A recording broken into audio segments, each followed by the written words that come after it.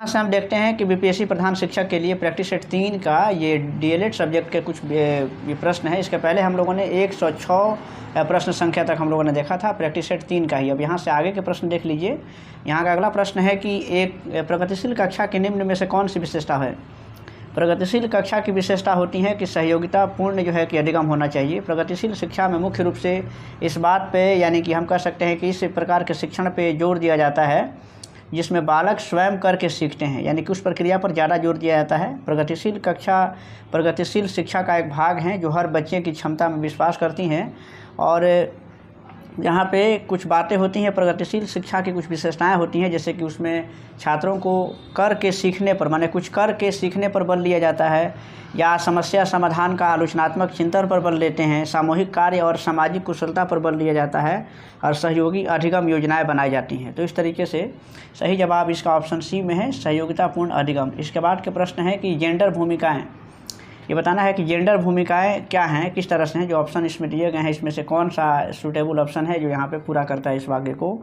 तो जेंडर भूमिकाएं जो होती हैं अधिग्रहित व्यवहार होती हैं, यानी कि जेंडर पक्षपात से ये मतलब होता है कि बालक तथा बालिकाओं के बीच जितने जो लैंगिक असमानता हैं, यानी कि यह एक सामाजिक कुरीति हैं जो समाज में सर्वव्यापी हैं और बच्चे यह कुरीति समाज में रहकर ही अधिग्रहित करते हैं। तो इस तरीके से जो जेंडर भूमिकाएँ होती हैं जिसके आधार पर लैंगिक जो भेदभाव समाज में होते हैं तो वो अधिग्रहित व्यवहार होता है, यानी कि समाज में हम रहते हैं और उसी समाज से ही हम ये सब चीज़ें सीख पाते हैं, क्योंकि समाज किसी के साथ भेदभाव करता है या किस तरीके से लिंग के आधार पे बच्चे बच्चियों में भेदभाव किया जाता है।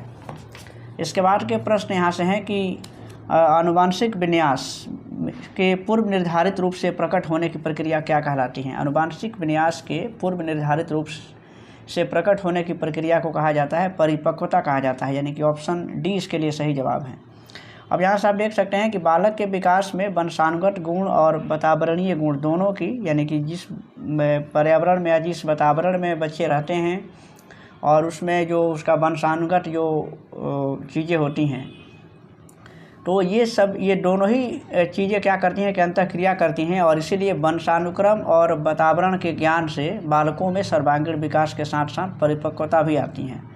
इसके बाद के प्रश्न यहाँ से देख सकते हैं 110 नंबर पर ये प्रश्न है। आप यहाँ से देख सकते हैं कि यहाँ से बताना है कि इसमें 2 ऑप्शन यहाँ पे भरने हैं आपको कि कौन जो है कि समाजीकरण का प्राथमिक और समाजीकरण का द्वितीय कारक है।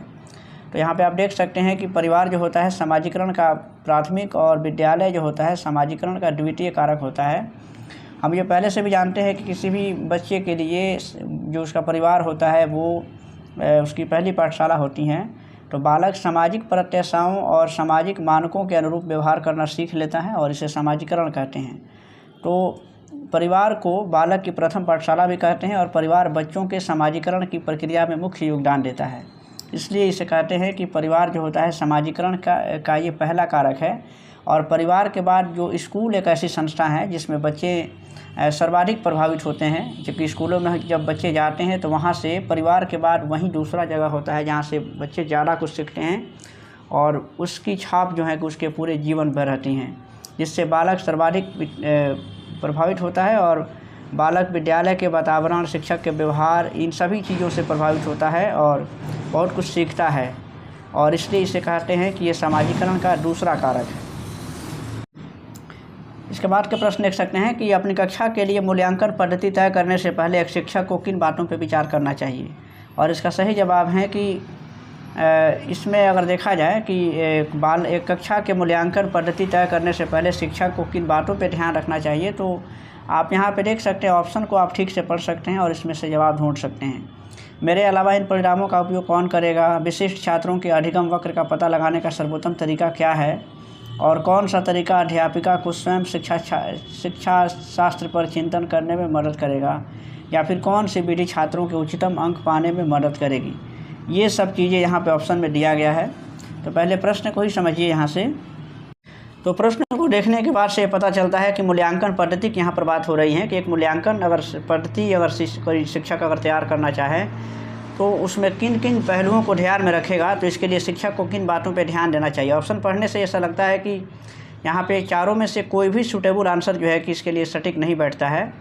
यानी कि हम जानते हैं कि कक्षा में मूल्यांकन से पूर्व एक शिक्षक को कक्षा में क्या पढ़ाना चाहिए, कैसे पढ़ाना चाहिए और वो बच्चों को क्या अधिगम बेहतर करा सकते हैं तथा अपने ज्ञान में से किस स्तर पे वो जो है कि उन बच्चों को दे सकते हैं, इस प्रकार का सोच विकसित करना चाहिए।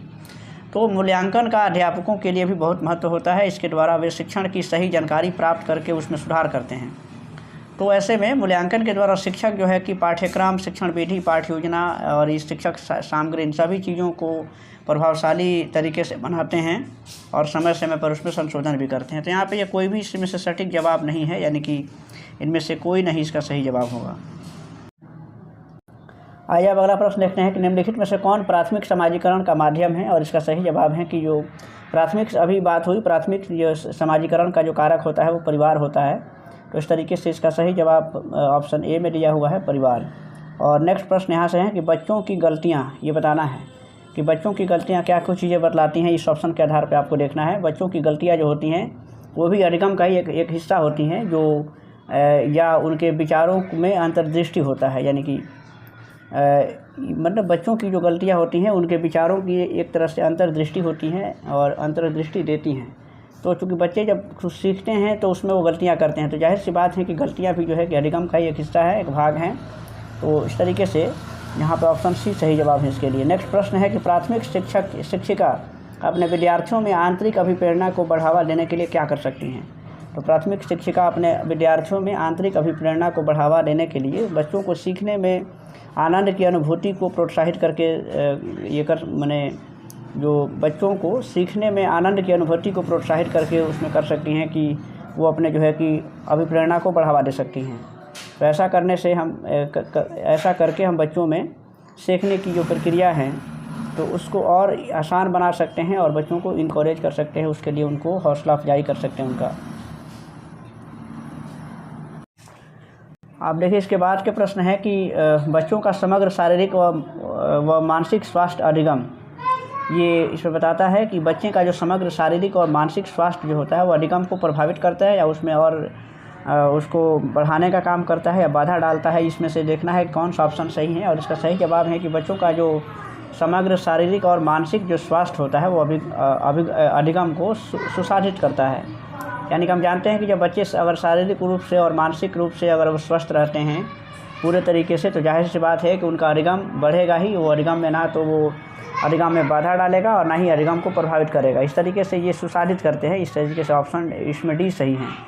और अगला प्रश्न है कि जिला स्तरीय शैक्षणिक संरचना और गुणवत्ता का आयाम निम्नलिखित में से किससे संबंधित हैं। और यहाँ से देख सकते हैं इसका सही जवाब है कि जिला स्तरीय जो शैक्षणिक संरचना और गुणवत्ता के आयाम जो हैं इसमें ये बहुत से आयाम हैं, यानी कि सामाजिक होता है, व्यक्तिगत, पारिवारिक, राष्ट्रीय, आर्थिक, धार्मिक और सांस्कृतिक, ये सभी जो है कि उसके आयाम होते हैं। तो इस तरीके से यहाँ पे उपयुक्त में से एक से अधिक इसके लिए सही जवाब हैं, यानी कि इसमें से सभी जो हैं कि इसके लिए सही जवाब हैं। और इसका नेक्स्ट प्रश्न है कि NCF 2005 जो नेशनल करिकुलम फ्रेमवर्क जो हैं ये 2005 का जो है तो वो मुख्यतः जो है कि किस पर आधारित हैं, किस वाद पर आधारित हैं, किस विचारधारा पर है। तो ये मानवतावाद पर आधारित हैं। मानवतावाद विचारधारा का उद्देश्य जो है कि ढंग से कार्य करने वाले तथा वातावरण के साथ अनुकूलन करने वाले समर्थ जीवधारी के रूप में स्वीकार किया जाता है। तो व्यक्तित्व के महत्व को स्वीकार करते हुए स्वतंत्र इच्छा और व्यक्तिक विभिन्नता एवं व्यक्तिगत मूल्यों के अस्तित्व पर भी इसमें जोर दिया जाता है। तो इस तरीके से ये मानवतावाद के सिद्धांत पर आधारित है। NCF जो 2005 है। नेक्स्ट प्रश्न है कि किंडरगार्टन स्कूल सबसे पहले कहाँ स्थापित किए गए थे। और इसका सही जवाब है कि ये सबसे पहले जर्मनी में स्थापित किया गया था। ये प्रश्न भी इसके पहले वाले सेट में रिपीट हो चला है। फ्रेडरिक ऑगस्टस फ्रोबेल जो हैं कि ये इसके जनक थे और उनका जन्म 1752 में जर्मनी में हुआ था और सबसे पहले जर्मनी में इन्होंने ही किंडरगार्टन स्कूल स्थापित किया था। और फ्रोबेल ये कहते हैं, जिनका मानना था कि बालक जो है कि एक अविकसित पौधा है जो शिक्षक रूपी माली की देखरेख में अपने आंतरिक नियमों के अनुसार जो है कि वो विकसित होता है। और इसके बाद का प्रश्न है कि दिव्यांग बच्चों की आधारभूत संरचना संबंधी सुविधाओं में कौन परिगणित हैं, ये बताना है। और इसका सही जवाब है कि यहाँ पे देख सकते हैं कि जो दिव्यांग बच्चों की जो आधारभूत संरचना होती है और उससे संबंधित जो भी सुविधाएं होती हैं तो उसमें एक से ज़्यादा जो है कि उसमें सुविधाएं दी जाती हैं दिव्यांग बच्चों के लिए विशेष करके। जैसे कि उसमें रैंप व सीढ़ी की सुविधा तो होनी ही चाहिए, हैंड रेलिंग भी उसके लिए ज़रूरी होता है, क्योंकि बच्चे दिव्यांग हैं तो उनको चढ़ने में या सीढ़ियों पर उतरने में भी दिक्कतों का सामना करना पड़ता है। तो हैंड रेलिंग्स चाहिए।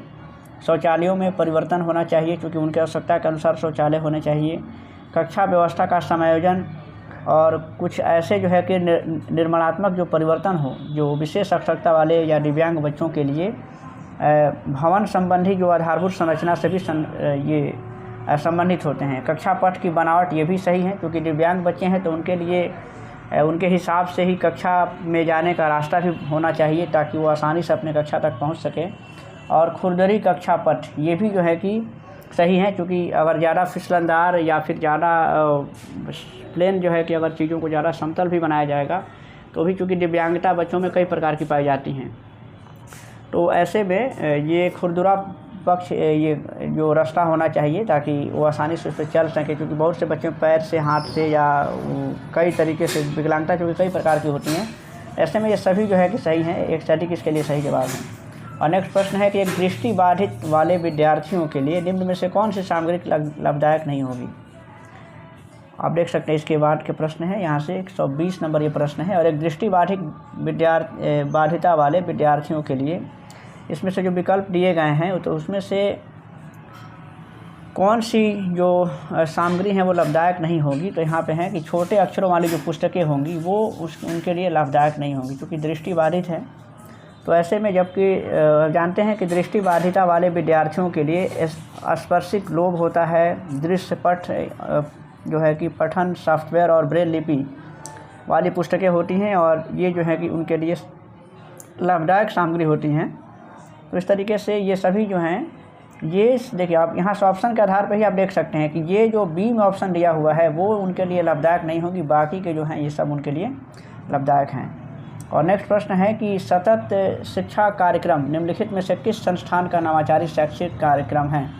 सतत शिक्षा कार्यक्रम किस संस्थान का नवाचारी जो है यानी कि इनोवेटिव जो है कि वो एजुकेशनल प्रोग्राम हैं, तो ये बताना है। और इसका सही जवाब है कि सतत शिक्षा कार्यक्रम जैसी योजनाएं जो चलाई गई हैं और उनके कार्यान्वयन पे जो भारत में विशेष करके हम कहें तो इग्नू जो हैं यानी कि इंदिरा गांधी राष्ट्रीय मुक्त विश्वविद्यालय हैं, तो उसके द्वारा अपनाया गया है एक महत्वाकांक्षी योजना है ये सतत शिक्षा कार्यक्रम। तो सतत शिक्षा विभाग द्वारा ही यानी कि सतत शिक्षा विभाग के द्वारा ही सेतु पाठ्यक्रम शिक्षा संबंधी योजना का कार्यान्वयन भी किया जाता है। तो इस तरीके से इसका सही जवाब है इग्नू, यानी कि इसको हम लिख सकते हैं कि IGNOU, ये इग्नू है, यानी कि आप यहाँ पर देख सकते हैं ऑप्शन बी में इसका सही जवाब लिखा हुआ है। इग्नू को ही ये शॉर्ट में यानी कि इग्नू इसी को ही पढ़ा जाता है, IGNOU यानी कि Indira Gandhi national open university इसको कहते हैं। नेक्स्ट प्रश्न है कि जिला शिक्षा प्रशिक्षण संस्थान किस नाम से लोकप्रिय हैं। तो आप जानते हैं कि जिला शिक्षा प्रशिक्षण संस्थान जो है यानी कि डाइट के नाम से प्रसिद्ध हैं। District institute of educational training, ये इसका मतलब होता है district institute of educational training, यानी कि डाइट के नाम से ज़्यादा मशहूर है। और आप इसमें जानते हैं कि डाइट की जो स्थापना हुई थी 1998 से हुई थी। सेवाकालीन या कार्यरत अध्यापकों की प्रशिक्षण हेतु ये संस्थान प्रत्येक जिलों में बनाए गए हैं, जबकि BRC और CRC का उद्देश्य स्कूली अध्यापक को शैक्षणिक सहायता और प्रशिक्षण देना है। तो इस तरीके से ये डाइट इसका सही जवाब होगा, यानी कि ऑप्शन बी में इसका राइट आंसर है। नेक्स्ट प्रश्न है कि सेतु पाठ्यक्रम का प्रारंभ इग्नू द्वारा किस वर्ग के पश्चात पढ़ाई छोड़ने वाले विद्यार्थियों की स्नातक शिक्षा पूरी करने के लिए की गई है। अभी इसके पहले भी जिक्र आया था, सेतु पाठ्यक्रम का जो प्रारंभ हुआ था वो माध्यमिक वर्ग के पश्चात, यानी कि अपनी माध्यमिक पढ़ाई पूरी करने के बाद से जो लोग पढ़ाई छोड़ देते हैं, तो वैसे विद्यार्थियों के लिए स्नातक की शिक्षा पूरी करने के लिए ये सेतु पाठ्यक्रम की शुरुआत की गई है। और ऐसे बच्चे जो बीच में ही माध्यमिक विद्यालय यानी कि अपने मैट्रिकुलेशन के बाद से जो है कि हाई स्कूल पास करने के बाद पढ़ाई छोड़ देते हैं या छोड़ दिए हैं, तो उसके लिए जो है कि उनके लिए पाठ्यक्रम सेतु पाठ्यक्रम की व्यवस्था की जाती है ताकि उन्हें शिक्षा के मुख्य धारा में यानी कि उनको लाया जा सके। सेतु पाठ्यक्रम यानी जिसको हम ब्रिज कोर्स कहते हैं, की उपयोगिता ड्रॉप आउट से बचने के लिए एक स्वयं सिद्ध हैं, यानी कि इग्नू अपने BA प्रोग्राम में 6 मास की यानी कि 6 माह की ब्रिज कोर्स की सुविधा 12वीं से सीधे स्नातक करने वाले विद्यार्थियों के लिए उपलब्ध कराती है। यानी कि जो लोग जो हैं कि मैट्रिक करके छोड़ चुके हैं तो उनके लिए जो है कि सुविधा है कि वो जब अपने इग्नू में जो है कि अपने विशेष प्रोग्राम यानी कि बीए प्रोग्राम में 6 माह का जो है कि उन्होंने ब्रिज कोर्स रखा है, जिसको संवर्धन कोर्स भी कहते हैं, कि इसमें जो अगर कोई विद्यार्थी 12 पास हैं तो उसमें सिर्फ 6 महीना के बाद फिर इसको बीए की डिग्री यानी कि मिल जाती है। और इसके बाद के प्रश्न यहाँ से हैं कि अब देखिए इसके बाद के प्रश्न है कि शिक्षार्थी केंद्रित शिक्षण उपागम में अध्यापक की भूमिका निम्नलिखित में से कौन सी हैं।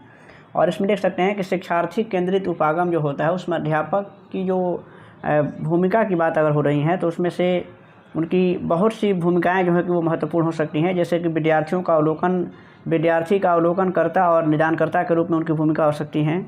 अधिगम के अनुकूल वातावरण ये मतलब उपलब्ध करा सकते हैं वो, और अधिगम को सहज व सुगम बनाने वाले भी वो अध्यापक हो सकते हैं।